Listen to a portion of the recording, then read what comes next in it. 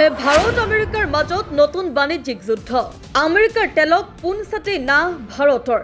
তেল বৰ্জনেৰে শুল্কৰ প্ৰত্যুত্তৰ দিলে IOCয়ে। ৰাছিয়াৰ পিছত এইবাৰ নাইজেৰিয়া আবুধাবিৰ পাল। ভাৰতৰ স্পষ্ট বাৰ্তা, ৰাষ্ট্ৰীয় স্বাৰ্থ সদায় আগত। ভাৰত আৰু আমেৰিকাৰ মাজত তেল আৰু শুল্কক লৈ আৰম্ভ হোৱা সংঘৰ্ষ এতিয়া চূড়ান্ত ৰূপ লৈছে। ইণ্ডিয়ান অইল কৰ্পোৰেশ্যনে আমেৰিকাক এক শক্তিশালী আঘাত দি শেহতীয়া নিবিদাত আমেৰিকাৰ খাৰুৱা তেলক সম্পূৰ্ণৰূপে প্ৰত্যাখ্যান কৰিছে।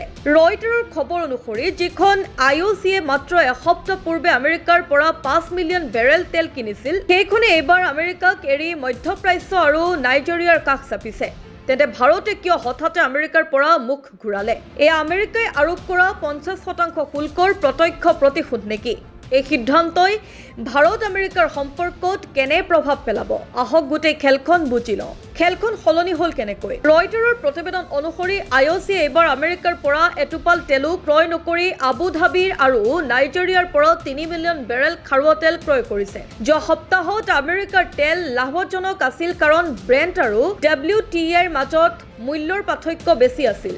কিন্তু মাত্ৰ এসপ্তাহৰ ভিতৰতে পৰিস্থিতি সলনি হ'ল। পৰিবহণ আৰু অন্যান্য খৰচ মিলাই আমেৰিকাৰ তেল ভাৰতৰ বাবে মহঙা হৈ পৰিল।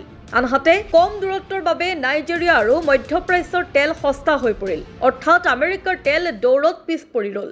এয়া কেৱল ব্যৱসায় নহয়, ৰাজনীতি। কিন্তু ইয়াৰ আঁৰত আছে এক গভীৰ ৰাজনৈতিক বাৰ্তা। শেহতীয়াকৈ আমেৰিকাই ভাৰতৰ ৰপ্তানিৰ ওপৰত শুল্ক দুগুণ বৃদ্ধি কৰিছিল। কাৰণ আছিল ভাৰতে ৰাছিয়াৰ পৰা সস্তীয়া তেল ক্ৰয় কৰি থকাটো, যিয়ে আমেৰিকাৰ বজাৰত প্ৰভাৱ পেলাইছিল। ৱাশ্বিংটনে ভাৰতক হেঁচা দিবলৈ শুল্কৰ অস্ত্ৰ ব্যৱহাৰ কৰিছিল। এতিয়া IOCৰ এই পদক্ষেপেৰে ভাৰতে স্পষ্ট কৰি দিছে যে হেঁচাত নহয়, ভাৰত চলে নিজৰ স্বাৰ্থত। ভাৰতৰ মাষ্টাৰ ষ্ট্ৰোক, বিকল্পৰ অভাৱ নাই।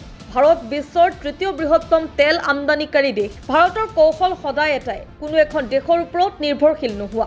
ৰাছিয়াই সস্তাত তেল দিলে তাৰ পৰা কিনিব, মধ্যপ্ৰাচ্যই ভাল চুক্তি দিলে তালৈ যাব, আৰু এতিয়া আফ্ৰিকাৰ নাইজেৰিয়াই সুবিধা দিলে তাৰ পৰাও কিনিব। ইয়াৰ অৰ্থ হ'ল আন্তঃৰাষ্ট্ৰীয় ৰাজনীতিত যিয়েই নহওক কিয় ভাৰতৰ হাতত বিকল্পৰ অভাৱ নাই। IOCৰ এই সিদ্ধান্ত কেৱল এক ব্যৱসায়িক পদক্ষেপেই নহয়, ই এক শক্তিশালী কৌশলগত বাৰ্তা। ভাৰতে দেখুৱাই দিছে যে ই এক স্বতন্ত্ৰ বৈদেশিক নীতিৰে চলে। আমেৰিকাই যদি হেঁচা দিয়ে তেন্তে ভাৰতে আমেৰিকাৰ তেল বৰ্জন কৰিবলৈও কুণ্ঠাবোধ নকৰে। ভাৰতৰ বাবে এটাই কথা গুৰুত্বপূৰ্ণ, ৰাষ্ট্ৰীয় স্বাৰ্থ। এটা লক্ষণীয় হ'ব যে আমেৰিকাই ভাৰতৰ এই কঠোৰ বাৰ্তাটো কেনেদৰে গ্ৰহণ কৰে। আপুনি কি ভাবে? ভাৰতৰ এই পদক্ষেপ সঠিক নে? আপোনাৰ মতামত কমেণ্ট কৰি আমাক জনাওক।